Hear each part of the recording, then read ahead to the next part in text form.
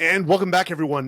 Today I've got Tom Burbage, who is the author of the F-35, the inside story of the Lightning II. Tom, how are you doing today? Doing great, Mike, and thanks for having me.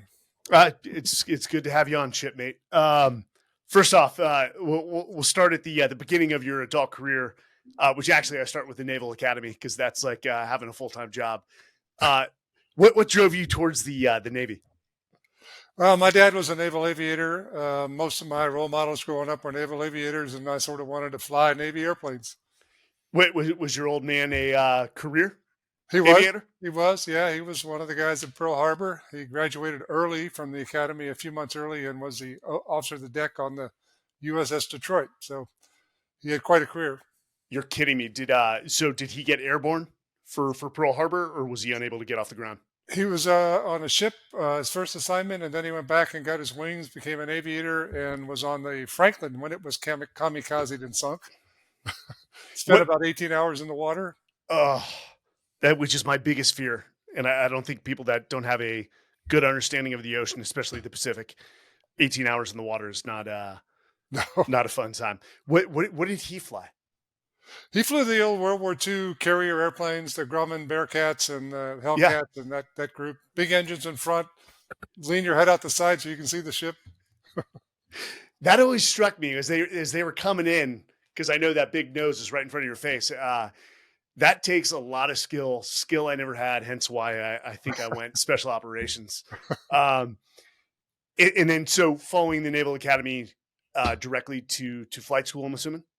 I had a temporary assignment as a football coach up at the Naval Academy Prep School because it was a backup in the queue for flight training. So I was there until the end of the year, and then I went to Pensacola and was in flight training for about a year and a half. Got my wings and went to an E2 squadron first. E2, and then eventually, if I read this correctly, you became a test pilot. Is that correct? I did. I went to the Navy Test Pilot School, Patuxent River. Was able to fly a bunch of different airplanes there, and then wound up getting into the A7 community as a reservist. It always seems like the aviators with some pedigree all were test pilots at some point. I don't know why anyone would sort of raise their hand for a role that says test pilot. Um, that had to be just the most experienced aviators you ever served with, because I'm assuming everyone that. It was a really good experience. It's probably the best applied academic and operational school in the world because you study half a day in the morning and go fly what you learned in the afternoon. So Uh, and you get to do lots of things that you wouldn't normally get to do. yeah. What was the ultimate decision for you to separate from the Navy and take a shot at the private sector? I went from the test pilot school to be the catapult and arresting gear officer on a nuclear carrier, the Eisenhower, and had 2 years almost the whole time at sea. At the time, I had two kids and was not knowing them growing up, so I thought I'd try a different tack, but stay in the Navy as a reservist, but more time at home.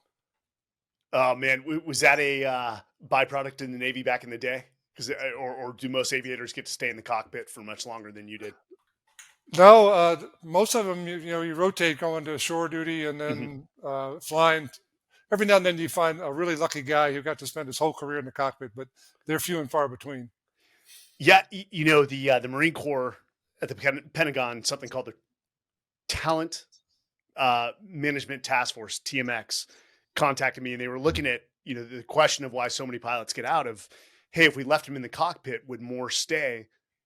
If they created a different pathway where, hey, you're not going to pick up rank, you're not going to command a flight squadron, but you get to stay in the role that we spent so much money to train you to do, and playing to people's passions and strengths, which I was actually proud of the Marine Corps for recognizing that may be a strong retention tool.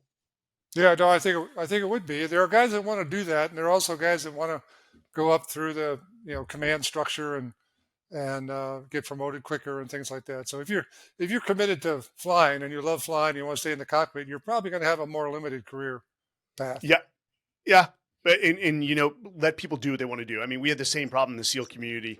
Guys that said, "Hey, I don't want to be a troop chief. I just want to stay in an assault team Right? and do what I love." And I still don't see the problem of keeping them there, especially given the recruiting issues or obstacles we're facing right now. I know that's a much longer debate. So, Tom, when you made that switch from the let's say active duty Navy, was it straight to Lockheed, or did you have a series of other jobs No, before I that? actually went out to Lockheed I was hoping to hire on as a test pilot. And at the time, they were going through a period where they just weren't testing any new airplanes. So I got into their Navy programs area and was working primarily Pentagon and the Hill and places like that in support of their anti-submarine warfare airplanes. I had been a test pilot on the S-3 Viking, so I had the background on the airplanes. Mm. And that's where I started. And then I sort of got into the moving routine. I went from there to Washington to run their Washington office. And then I went to where I am right now near Atlanta to their Marietta office and got into the fighter world. With the F-35, when did that program really, let's say, start? Its gestation was back in the mid 90s. That's when it really started, when Yeah. all three services were developing their own new airplane. And budget, we were coming, down in the budgets, and the pressures were such that the Department of Defense decided they couldn't afford to have three separate development programs going on at the same time. Maybe our technology is mature enough today to put everybody in the same basic airplane, optimized for the operating environment they're going to have to live in, but basically a common family of platforms for all three services. That was in the mid 90s, and it was mostly a technology development program first, trying to look at what technologies do we need to do that, not just from airplane capability, but from a manufacturing capability to do all that. And then it went into the competitive phase where the three major primes, Lockheed, Boeing, and McDonnell Douglas, were competing. The tenure and just the massiveness of this program. I read that it cost more than the Manhattan Project and the development of the B-2 stealth bomber. I mean, it's no surprise that it's going to come under criticism from multiple agencies, the services, politicians, civilians, taxpayers. But what I really hope to gain out of this podcast is to give people a little perspective of past programs, and I know you probably have the data on those. One, whenever we create a new platform, there's always going to be some loss of life, and I try to do as much research as possible on the development of the UE, which seemed to have a lot of issues. There were deaths during the testing phases. What don't you think people understand about these programs? I mean, naturally, we would both agree one death is too much, but it just seems to be hey, when you're testing something and advancing technology from what we have to where the F-35 is, there's going to be failures along the way. That's generally been true in the past, but on the F-35, if you go to Edwards Air Force Base, which is where a lot of the testing took Mhm. place, all the roads there are named for test pilots that have died testing airplanes. So in the past, that's been a big part of the project. On the F-35, we really haven't lost any humans. We have had a couple of accidents. Most of those were actually not in development. They were after development. They were Mhm. carrier accident. They were one in the UK with the British Stovall version, and most recently a production airplane that had some kind of an engine issue on the flight line. But other than that, the airplane has been extremely safe. Um, One of the big issues that people really don't understand or get a grasp for is cost, because it's so easy to take it out of perspective. F-35 is going to build somewhere around probably 4 to 5,000 airplanes. It's going to operate until 2070 or 80. The B-2 have built 21. Okay, 21 airplanes. So the total cost of that program is wrapped up in the development and the production of 21 airplanes. This one is development, production, test, and development of 5,000 airplanes. So when you compare those costs, obviously one's going to be quite a bit higher than the other, but it's also much longer. So there's a misperception, and it's often fanned by competitors that want to keep Yes. their airplanes in production as a cheaper version, or even the media that just likes to be very critical of almost any new program coming along.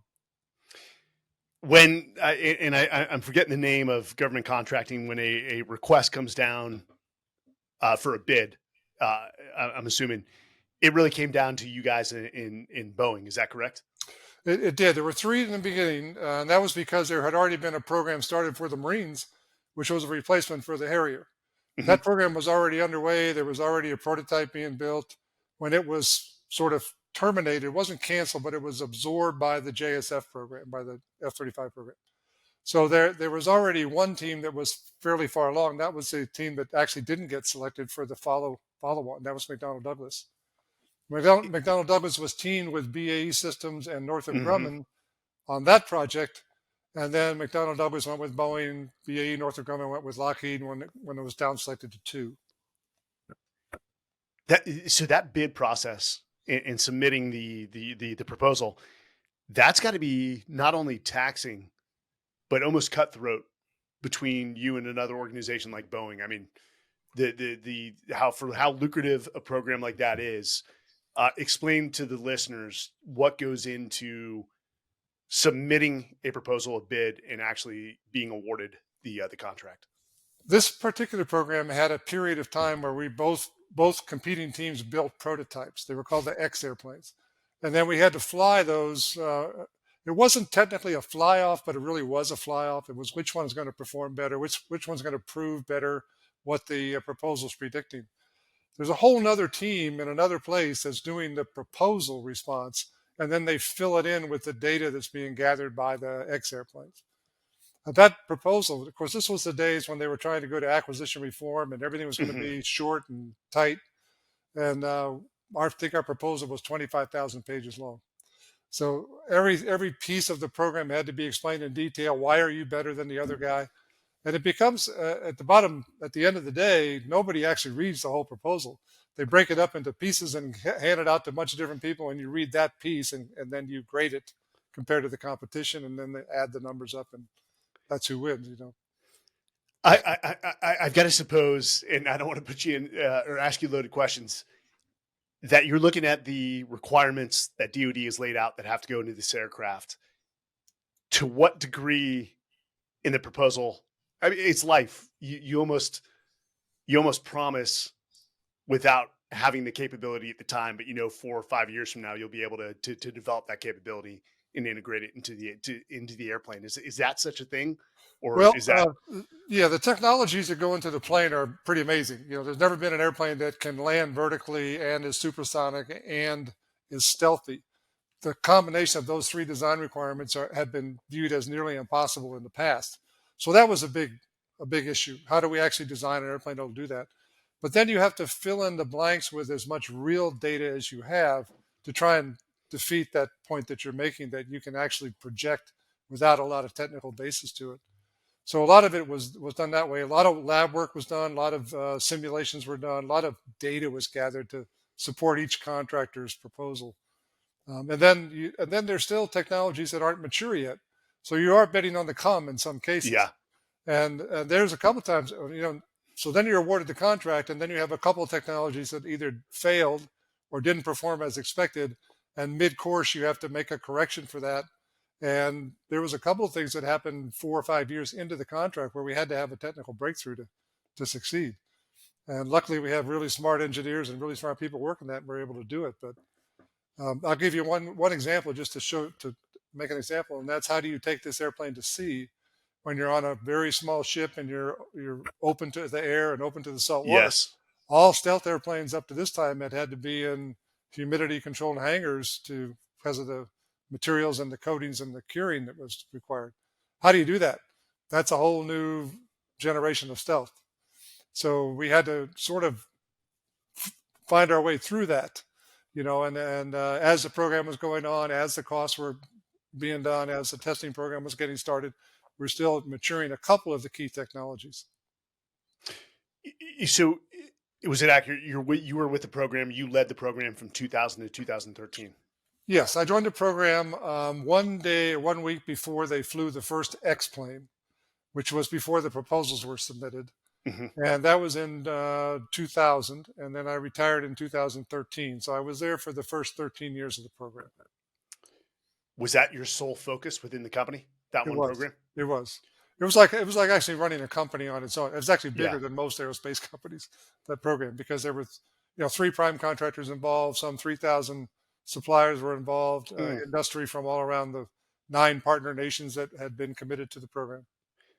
That sounds like a 13-year deployment overseas. So in terms of like family and I've got to assume the program consumed your life just almost by proxy of the government reaching out for updates and updates and updates. It did, and by that time, my kids were all grown, and I'm dealing with grandkids Yeah. for most of the time. So, but yeah, I did. I had lived in Fort Worth, worked in the factory there every day. Most of my time, I was sitting on an airplane, going to one of the countries, or going to Washington, or going somewhere to work the program. And my family was wherever my family was, and we rendezvous whenever we could. So it's ironic that the issue that I jumped from the Navy into civilian life for really kind of comes back to haunt you if you're totally committed to a project later on. Mm. Uh, in one of this magnitude, not only for the U.S. but our allies.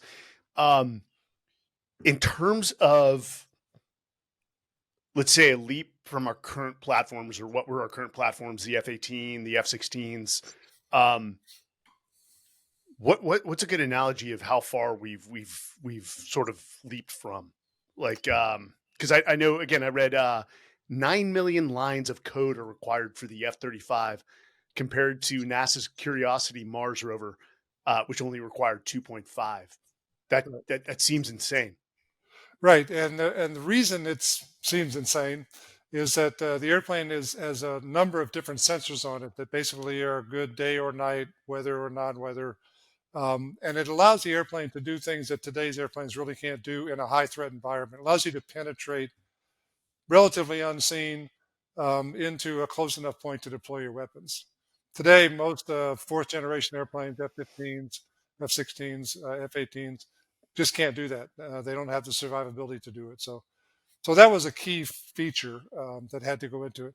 The software on this airplane allows you to take all the sensors and basically fuse them together. So you, as the pilot, are looking at, it's like a big screen TV in your hotel room. You're Hmm. watching the movie. You're not watching the sensors. You're not watching individual dials. You're watching the movie.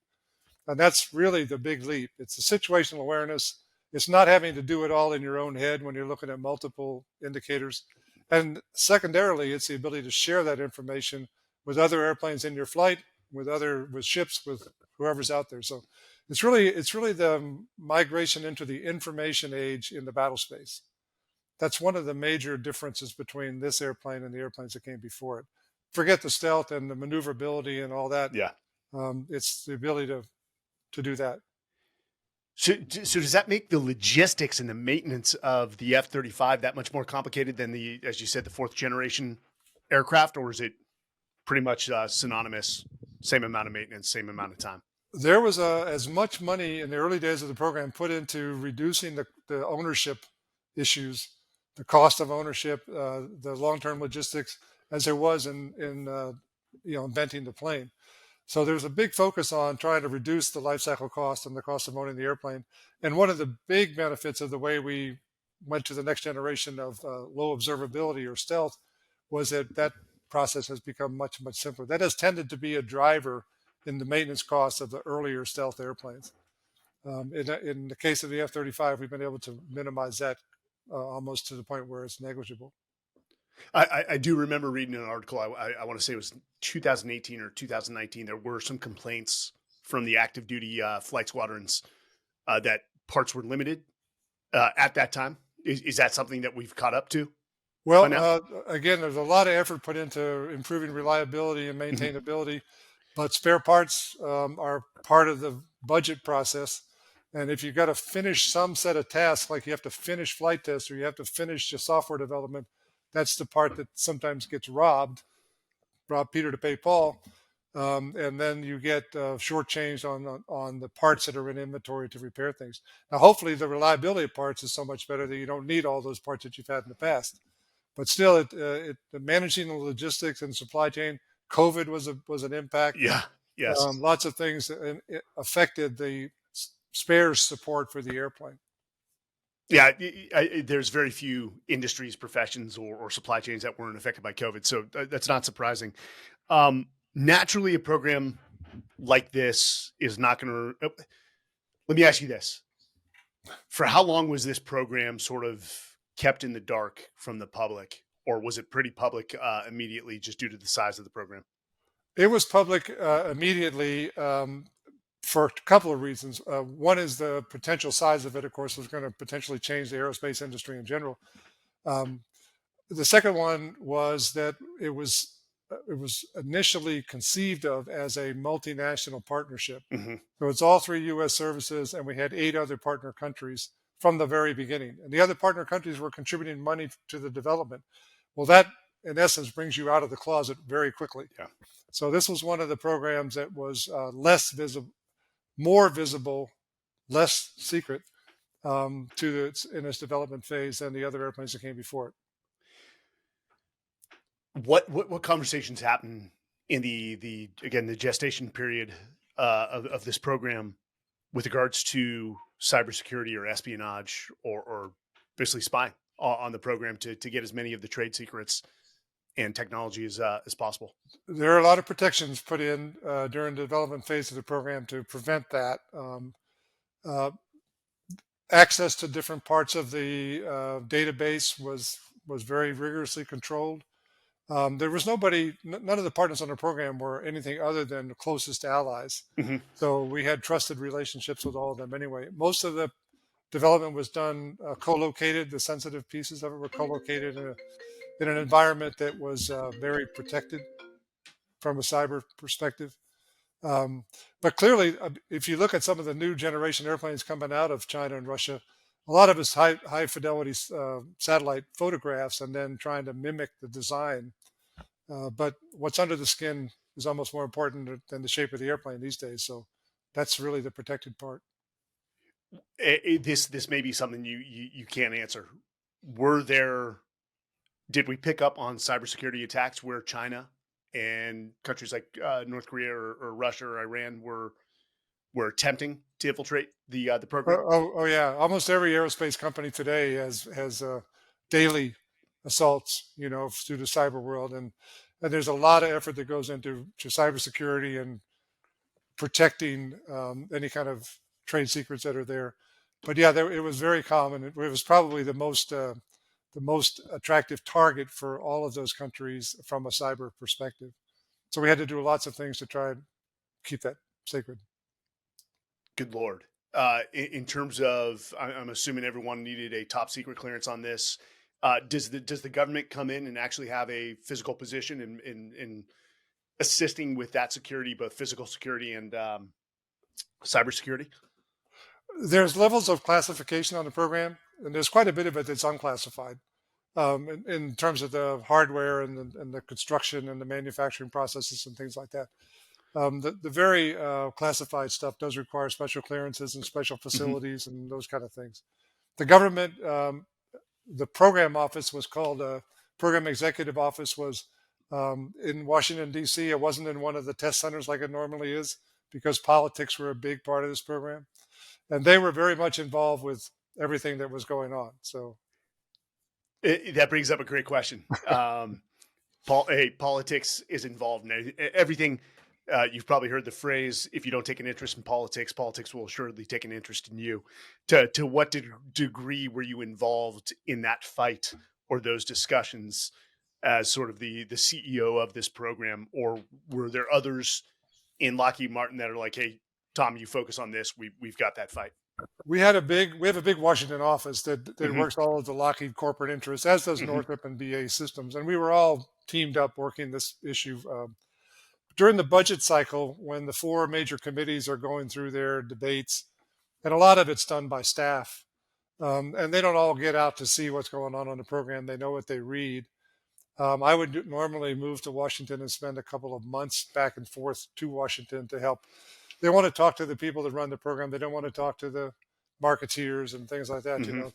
So there was a big demand. And if you think about it, the 8 partner countries have their own parliaments or congresses and their own departments of defense.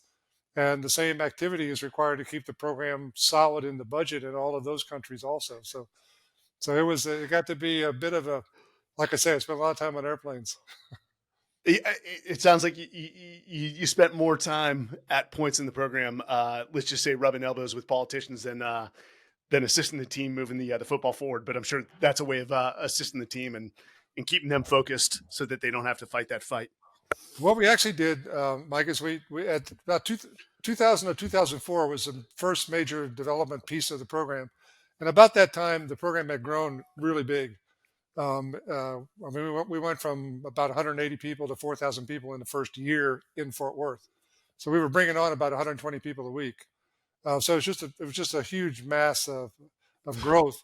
And then about 2004, we decided, we really can't. One guy can't do this. We can't run the day-to-day contract activities and meet all these requirements politically around the world. And so we brought a second guy on, very experienced guy, and he and I were sort of co-leaders.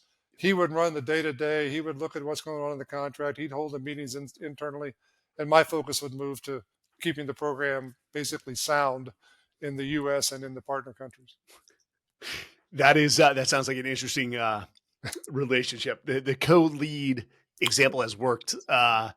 It's worked well in cases and then poorly in others. But Tom, I'd be interested with these programs, something like this, and hopefully there's a specific thing that comes to mind. Was there ever a moment during the program where you came home to your wife just defeated and you're like, this is possibly going to fail? Did you ever have that moment? Yeah, there was actually two inflection points on the program where we were struggling a little bit. The first one was in about 2004. There's not enough engineers in the world to design 3 airplanes simultaneously. So you basically do the simplest one first, then the next one that's closest to that, and then the third one, which was a Navy airplane, which was significantly different for the catapults and the resting gear. So that was the order we were doing it in. And as your early design engineers finished the first one, they would roll to the second one, and detail design guys would take over different engineering specialties.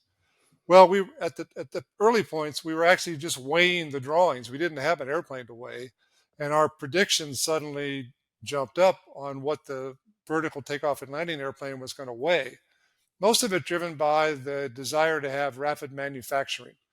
And what I mean by that is we had a double bulkhead. We'd have a wing that came in. We wanted to just snap it onto the fuselage, so we'd have a double bulkhead on both of those. Mm-hmm. Well, that added weight. And all of a sudden, our predictions of the weight of the Marine Corps airplane was saying that we're probably not going to meet the requirements that airplane has to meet. And so we got a reset. We actually moved it first in the queue, do the hardest one first, then do the one that's a little easier but it looks like it, then do the Navy one third. And when we made that switch, it added about 18 months of additional engineering. It did take about 3,000 pounds out of the airplane, which is amazing if you think about it. That's a lot of weight to come out of an airplane that only weighs about 20,000 pounds or something. So it was a fairly significant reduction. It dramatically improved not only the Stovall airplane, but the other 2 airplanes also. But at that point, we thought, boy, we were really kind of on the fence. If somebody wants to pull the plug, that could happen. And we were working as hard as we could work. A lot of people sacrifice, 7-day work weeks and, 15 hours a day trying to get through that. We got it redesigned. We got the airplane back on track. It's been working well ever since. That was a major inflection point in the program where we were all kind of down at the moment. The second one was when they did a restructuring in about 2010 on how you calculate cost. And it basically caused what they call a breach of their cost threshold. There was a reset on the program. They told all of the guys working hard, you go sit down, stop coloring. We're going to replan your program for you. Program kind of got replanned, added quite a bit more testing into it. And testing is cost because all the flight test centers and all the engineers associated with. So we had those 2 inflection points. Bottom line is the airplane does everything today that it originally thought about that it could do. It's just that we hit those 2 bumps in the road. Let me ask you this. So one of my passions is diving into leadership in tough situations, how leaders make an assessment, identify course of action, and then galvanize the team to all move in the same direction to solve a problem. With both those problems, and you went to one of the finest leadership institutions in the land, the U.S. Naval Academy. Then you were a naval aviator, an officer. When you got hit by those obstacles, what did you do as a leader and how did you address the team and get them moving in the direction despite such the major defeat at the time? We had been working real hard, Mike, to form a JSF culture that was not a Lockheed Martin culture, it was not a Northrop Grumman culture. It was the JSF program. We're going to all have to work hard, and we're going to have to work long, and we're going to hit bumps. When you come on the program, you take your Lockheed Martin, Northrop Grumman, or BA Systems badge off, and you put your JSF T-shirt on, and we're all on the same team. And we had people in key positions on the program that weren't part of the prime contractor's company. We called it the best athlete concept.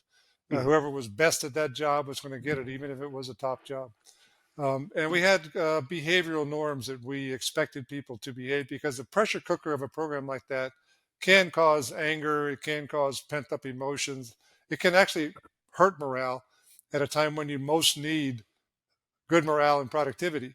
So we're constantly working on that, constantly trying to get feedback from the troops that were out there going through this. A lot of communication.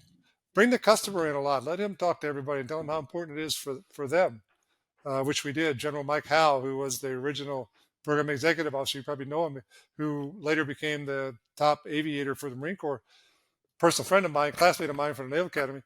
I say, hey, come in and talk to these kids, these people. And he came in and gave a very emotional big picture of a ship behind him that was being designed to fly the F-35, the new small carrier. And he said, hey, that ship depends on you guys. He made a very good emotional speech. Affected everybody. Everybody just worked harder. So we were constantly trying to be wary of the fact that we were getting into this pressure cooker environment in a big way. And how do we do the best we can in terms of communicating and leading, not managing, but leading the program? Uh, so you walked into another question: behavioral norms. Mm-hmm. What were those behavioral norms? Because we often say that if leadership is behavior, culture is behavior at scale. What were those behavioral norms that you as a leader set and expected your people to emulate within the greater team? We got the leadership team together, and we constructed a set of how would the ideal organization function? What would be the characteristics, the DNA of that group? And we published these. And if you walked into a conference room at Northrop Grumman and El Segundo, or in Salisbury, UK at BAE or Lockheed Martin, or even our major suppliers, those were posted.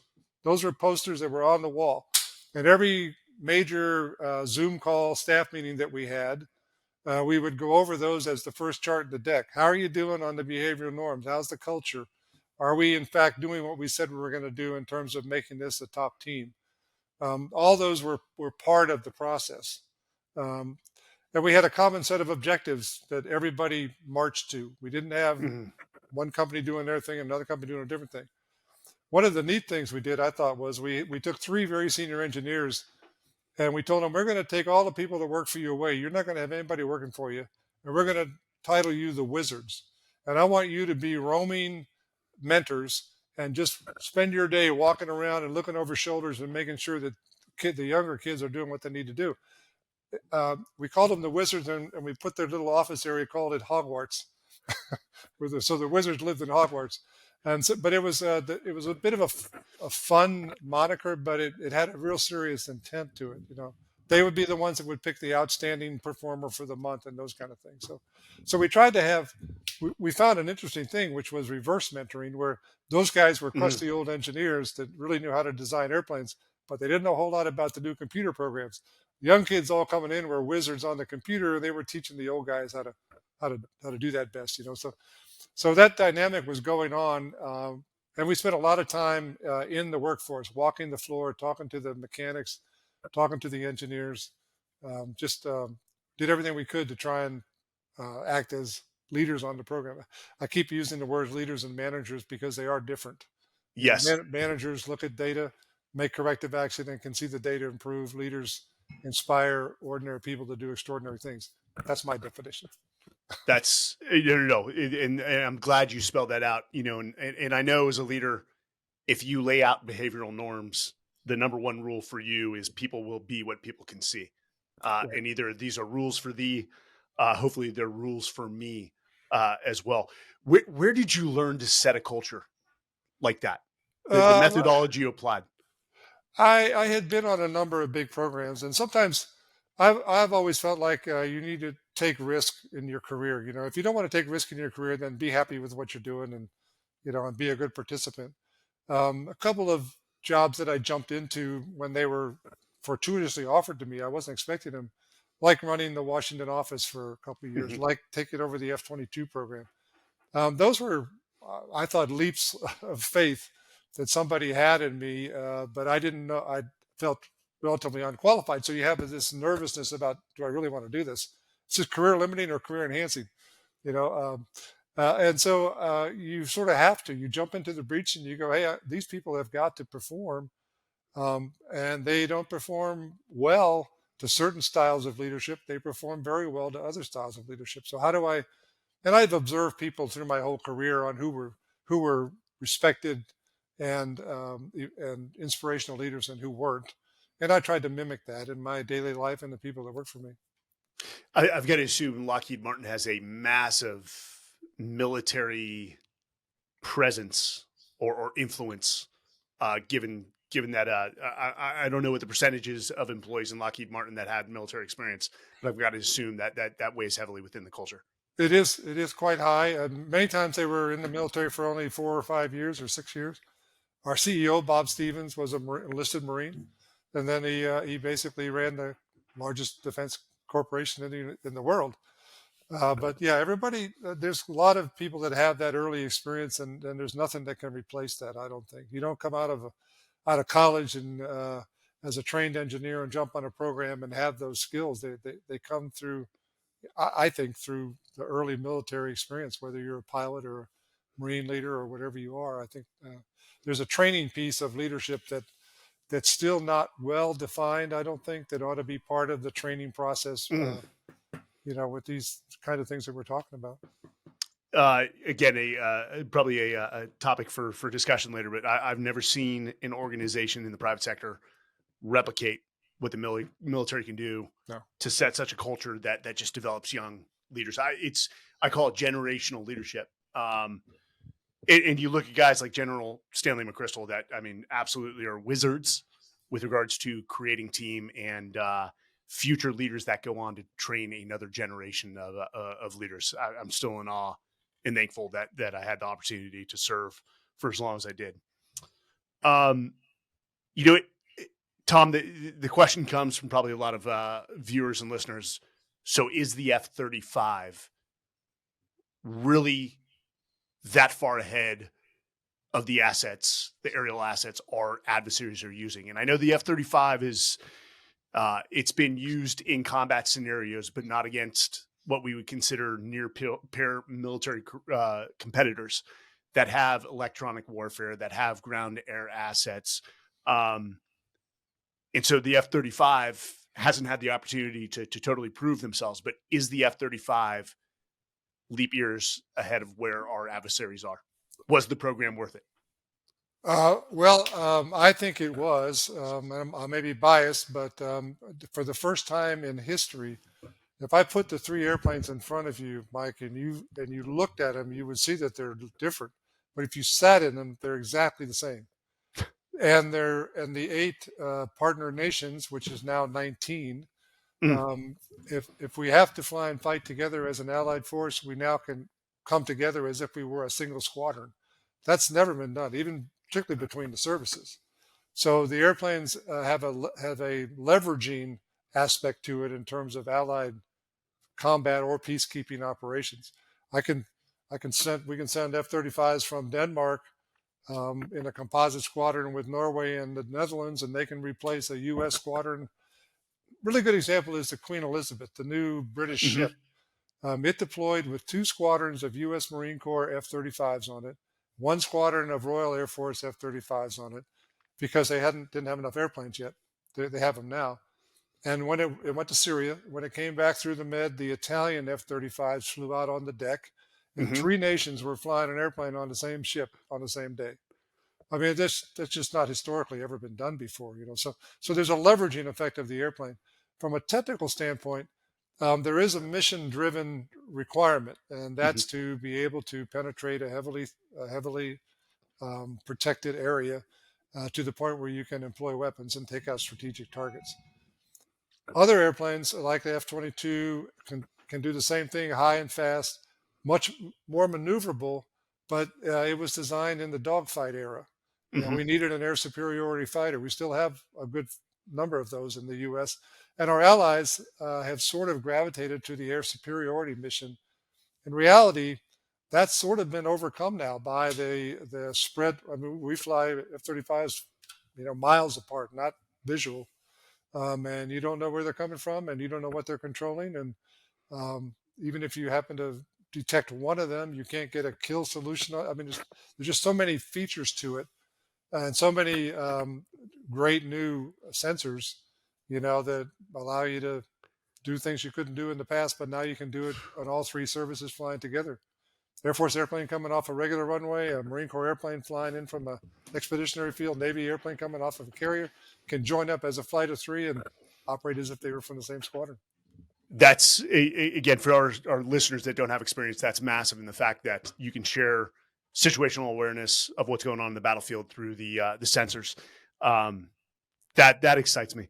What to some degree did we see our peer military competitors start to scramble to develop these some of these capabilities? Not that they have as strong as alliances as we do. I tell you, the main difference, Mike, is that they may have airplanes that are comparable in terms of thrust and weight Hmm. and Hmm. performance, but the production, the U.S. has an absolutely unique ability to produce airplanes like that.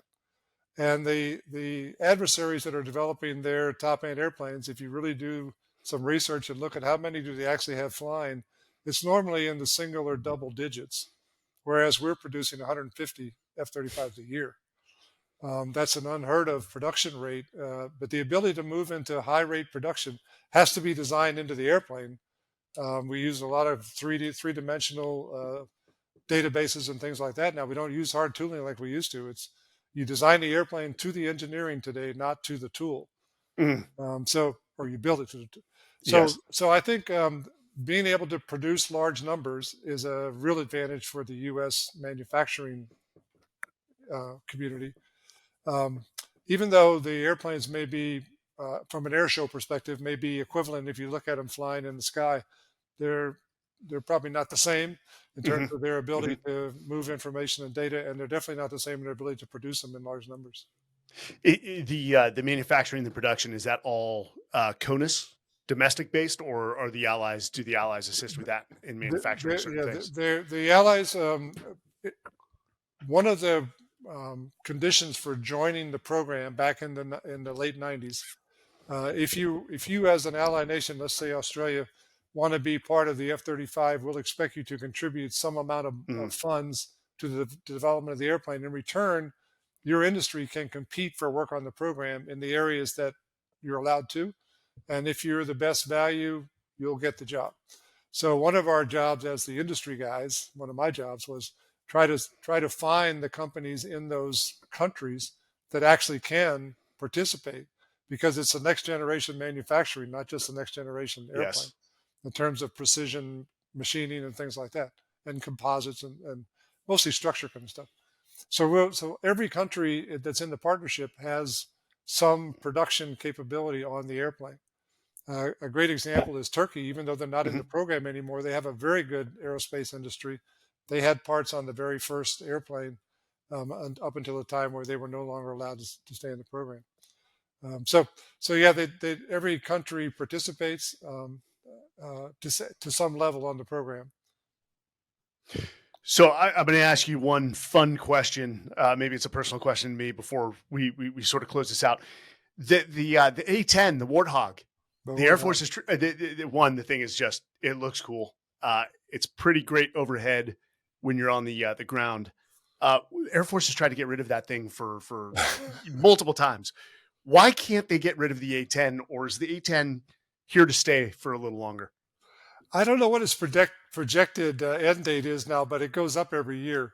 But it's got a very strong political following. I mean, basically, it's built in the New York area up there primarily, and it's got That makes very sense. strong congressional support. It's got jobs.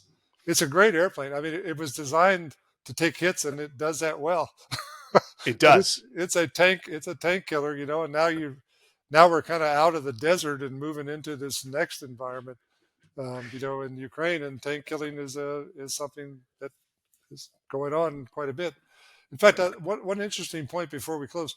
Um, it was interesting that the alliances that are post World War II, NATO and other alliances, you can see a general shifting of that now into two geographical areas. One is the Arctic, where you have the Russian invasion of Ukraine, and all of a sudden, all the countries that surround the Arctic now, with the exception of Russia, are now on the F-35 program. They all jumped into the program.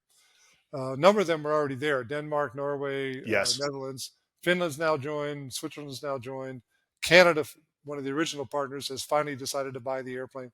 So all the countries surrounding the Arctic, that region, are now sort of de facto forming a new alliance, the Arctic Alliance. I'm just naming it that. It's not official. And then if you look at the expansionist tendencies of China, we have Japan, South Korea, Singapore, Australia in the Pacific that are, along with U.S. supercarriers that deploy to the area, that form quite an F-35 alliance there, and that's the second emerging hotspot, in the world. So it's actually helping shape alliances, which is really interesting for an airplane to be able to do that. We are in interesting times, and all I can say is, you have faith in your elected leaders that cooler heads will prevail, and you've got to believe that even on, let's say, the Chinese side, if we want to use them as the example, is there's reasonable, logical people that want to avoid war as well. But I know I agree. it's safe to say that tensions are heightened right now, but never underestimate the will of good people on both sides to ease those tensions. Tom, what do you want people to gain from this book? And I've not yet gotten a copy. Uh, I mean, are you just telling the amazing story of the team behind this that pretty Yeah, much and gave their lives? we'll make sure you get a copy, Mike. Good, thank you. Signed. But go ahead. Yeah. The story was meant. It started out as a case study for program managers that are trying to run complex projects. It was started by other people, not me. And they were doing it through a series of interviews. And they came to Atlanta and interviewed me. I'd already been retired, and I thought, well, there's a lot more to the story than that. And there are already a couple books written that go into the academic cycle. What's really interesting about this program to me is the human story. It's how do you build the culture? How does the government build the alliances? How do we get all these people to play together in the same schoolhouse? And what's happened? What are some of the backstories? To me, that's what's interesting. So we had a ghostwriter, a guy named Dave Poyer, who's written about 50 books, Mhm. mostly in the military genre, and uh, and his wife is a very author in her own right, but she's not technical at all. So every chapter had to go through Lenore, and she would read it and say, "I don't understand what you guys are saying," or so it is actually a non. There's technical parts of it, but it's a non-technical book. It's for people to understand the human journey. I'm excited. I think the best part of every story is the human side of the story, getting into the human condition and the team dynamics, and hitting those periods where you don't know if you're going to quite make it or not. And Tom, I can't thank you enough for one, your service. Never made it to the Naval Academy. I enlisted, but a lot of the best leaders I ever served were from the academy. But you got to admit, it's pretty cool to be part of a program that we know will last until 20, I think you said 2070, 2080. Yeah. That it's going to be around that long, and your name is going to live much longer than that. That's what I refer to as a legacy, my friend. Thank you so much. Best place to pick up the book, I'm assuming Amazon. Anything else you want the listeners to know, or where they can pick up the book, or maybe find some more information? It's on Amazon.com. It's also we have the authors have to buy a certain number of books, which starts the whole process as a payment scheme. That's the business model. But we have another website that's just called F35InsideStory.com, where people can also buy the book from us, or you can order it through Amazon or Barnes and Noble. But it's a better for that initial batch that we bought. It's a better deal. So, Okay. so if anybody's interested in that, and if I can get your mailing address, I'll send you a book tonight and I'll autograph it for you. We will make that happen. Again, thanks for joining us. Thanks for your service to country in uniform and beyond. And for the listeners, we will see you again. All right, Thanks, guys. Mike. I appreciate it. Thank you.